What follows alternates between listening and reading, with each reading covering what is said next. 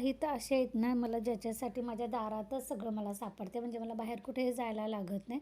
सध्या तर मी इथं कणी तुळस काढते, म्हणजे मंजुळासहितच मी काढते. कशासाठी हे मी तुम्हाला नक्की नंतर सांगेन.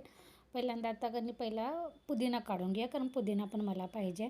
पण ते ठेवायला मला म्हणजे मोबाईल ठेवायला काय नव्हतं, त्यामुळे मी एकाच हातात ठेवून दुसऱ्या हातानं काढते. त्यानंतर आता मला खाऊची पानं पाहिजे होती, ती खाऊची पानं मी काढलेली आहेत. हॅलो नमस्कार, मी प्रतिभा तुम्हा सर्वांचं स्वागत करते आपल्या चॅनेलवर. तर आजचा दिवस तुम्हाला खूप छान सुंदर जाऊन तुमच्या मनातील सर्व इच्छा पूर्ण होत. वरच्या टाकीतलं पाणी कमी होत आलेलं आणि म्हटलं की नाही सगळं संपायला नको. आणि मोठी मोठी भांडी होती, कारण परवा पुलाव वगैरे केलेला आहे, त्यामुळे कुकर वगैरे होता. मी इथं आता दारात घेऊन आलेले भांडी, कारण दारातली टाकी तसंही कणी भरलेली कायम असते. म्हटलं ते पाणी वापरायला घ्यायचं. आज मी नाश्त्याला इडली बनवले होते, सांबार बनवलं होतं, चटणी बनवली होती, त्यानंतर चपाती आणि थोडीशी फक्त तनुपुरती भाजी बनवली होती, म्हणजे अंड्याची भुर्जी बनवली होती. ह्या सगळ्याचं कणी एवढी भांडी पडलेली आहेत. अजून मला बाकीचं रोजचं जेवण कणी बनवायचं आहे, पण म्हटलं त्या अगोदर ओटा वगैरे पुसून घेतला. त्यानंतर म्हटलं भांड्यांचा गराडा काढून घ्यायचा, कारण भांडी बघितली कणी की असं कधी आवरल होते. चला तर पहिल्यांदा पटापटा भांडी घासून घेऊया.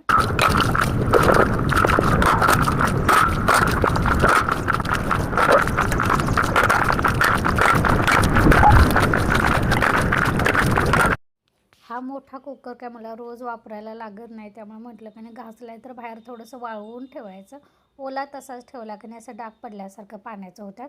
म्हटलं दिवसभर वाळत दे, म्हणजे संध्याकाळी कपाटामध्ये ठेवायला बरं पडतं आणि कधी लागेल त्यावेळी काढायचं. तर इथं कणी कुकर उन्हात घालताना मला टोमॅटो पिकलेले दिसले. म्हटलं थोडेसे असं पिकत आलेले, तर हे काढून ठेवूया, म्हणजे थोडंसं 2-4 दिवसांना अजून चांगला कलर येतं. तर बाकीचे हे बघा कच्चे आहेत आणि खालचा टोमॅटो मला सापडलाच नाही, म्हणजे मला दिसलाच नाही. नंतर बघायला गेली की नाही तर तो खारुताईनं खाल्ला होता. तर बाहेरचं आवरून आल्यानंतर आता घरात आले, आता जेवणाला सुरुवात करायची म्हटलं, कारण बसलं की मग कंटाळा येतो आहे. तर म्हणून म्हटलं पहिल्यांदा भात लावून घ्यायचा. भात लावून घेतला. इथं बघा मला ऑइलवाल्याने आम्हाला गिफ्ट दिलेलं आहे. इतकी छान मला पहिल्यांदा वाटलेलं कशी भांडी आहेत कायची, म्हणून बघितलं तर इतकी छान जड आहेत आणि वापरण्यासारखी आहेत आणि भरपूर अशी आहेत आणि साईज पण चांगली आहे. तर एक कढई, त्यावर हे असं बहुतेक कणी ग्लासचं असं झाकण आहे. त्यानंतर तुम्हाला दाखवते अजून एक पॅन, म्हणजे 2 पॅन दिलेले आहेत. हा एक खोलगट पॅन आहे आणि त्यानंतर अजून खाली आहे. तर तुम्ही मला सांगा ताईनो की हे 2 पॅन मी कशासाठी वापरू, म्हणजे हा एक आणि हा खालचा एक, म्हणजे कुठल्या पदार्थ बनवायला हे दोन्ही वापरू शकते ना, ते मला नक्की सांगा. थोडीशी सर्दी वगैरे झालेली आहे, त्यामुळे माझा आवाज थोडासा असा बदलल्यासारखा वाटला ताईनो, समजून घ्या. तर मी तुम्हाला इकडे अजून एक कढई आहे दाखवते.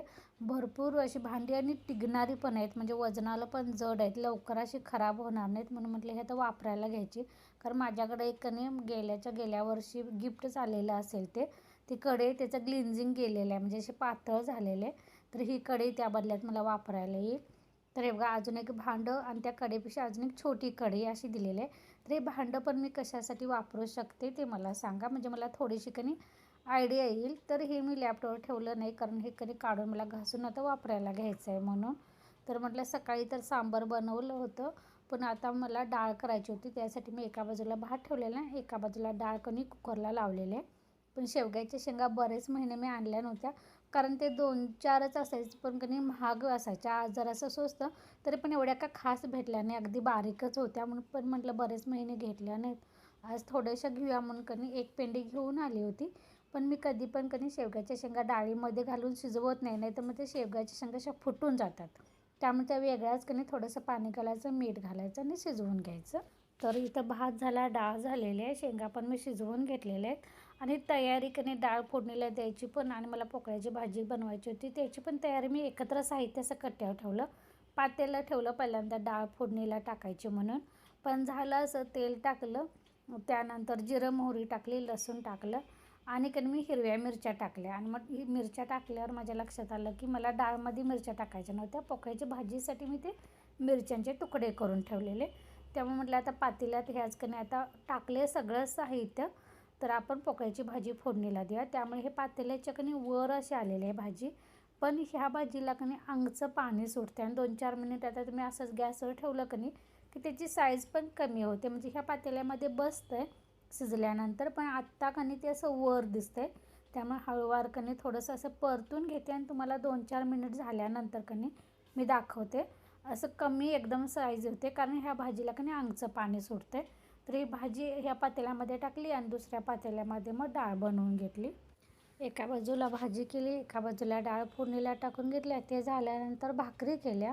म्हणजे सकाळी फक्त नीलपुरते चपाती केली होती. त्यानंतर मी काय चपातीला पीठ मळत बसले नाही. मग नंतर भाकरीच टाकून घेतल्या.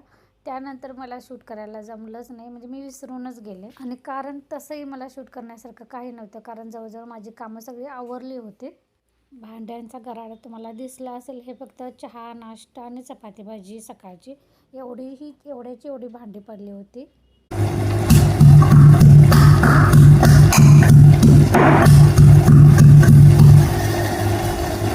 हे आता की नाही दुसऱ्या दिवशीचं आहे. मी सकाळी कपडे भिजत घातली होती, ते आता हाताने धुवून झालेले आहेत, उन्हात घातलेत.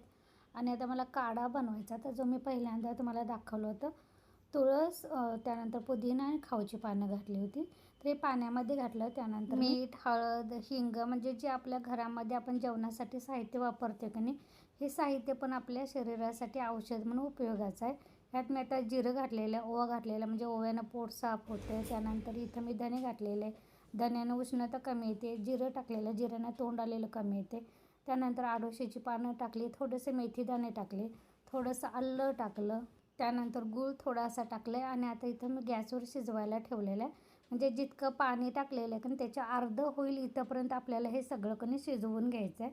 त्यानंतर ज्यावेळी आपल्याला प्यायचं असेल कणी, त्यावेळी गरम गरमच प्यायचं. म्हणजे आता शिजल्यानंतर दिवसातून कणी, इथं आता मला लसूण थोडासा टाकायचा होता राहिलेला, तो लक्षात आला म्हणून टाकला होता, कारण लसणाने कणी ताप जातो असं म्हणतात. हा, तर मी काय सांगत होते, म्हणजे दिवसातून कणी 3-4 वेळा तर थोडासा हा काढा प्यायचा, पण गरम गरमच प्यायचा. चहाच्या गाळणीनं गाळायचा आणि गार झाला की नाही गरम करायचं आणि चहाच्या गाळणीनं गाळून थोडासा प्यायचा. लगेच तुमचा खोकला असू दे किंवा अंगात कणकण वगैरे असेल तर ते निघून जाते. खोकल्यासाठी तर रामबाण आहे. तुम्ही कधी पण असा कणी घरगुती साहित्याचा कणी काढा करून प्या. एका बाजूला काढा मी आता शिजवत ठेवलेला आहे आणि एका बाजूला मी चपातीचं पीठ मी सकाळीच मळून ठेवलं होतं. म्हटलं सगळी कामं आवरल्यानंतर कणी चपात्या बनवायच्या, कारण आज तसंही सुट्टी आहे. फक्त नील गेलेलं आहे, पण त्याला तो डोसा वगैरे खाऊन गेलेला आहे. कारण आज सकाळी नाश्त्याला डोसा आणि कालची कणी डाळीची आमटी माझी शिल्लक होती, तीच मी कणी डोश्यासोबत दिली होती, छान झाली होती. तर तो डोसा आणि ती डाळ खाऊन गेलेला आहे. आल्यावर जेवेल. आता सगळ्यांसाठी मी चपात्या बनवून घेते. त्या काढ्यामध्ये कणी अजून एक टाकायला पाहिजे होतं, म्हणजे गवती चहा.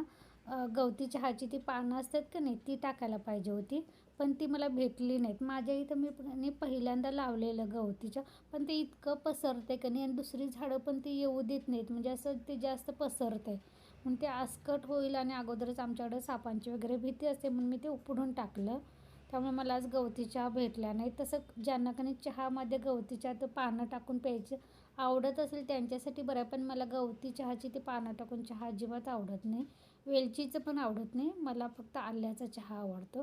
त्यामुळे मी ते गवती चहाचा तो गट्टा असा उगवलेला का नाही, ते टाकून दिला.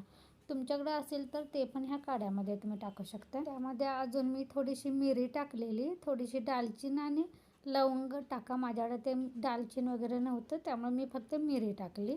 चला तर ह्यासोबतच की नाही आजचा व्लॉग पण मी इथंच बंद करते ताईंनो. धन्यवाद.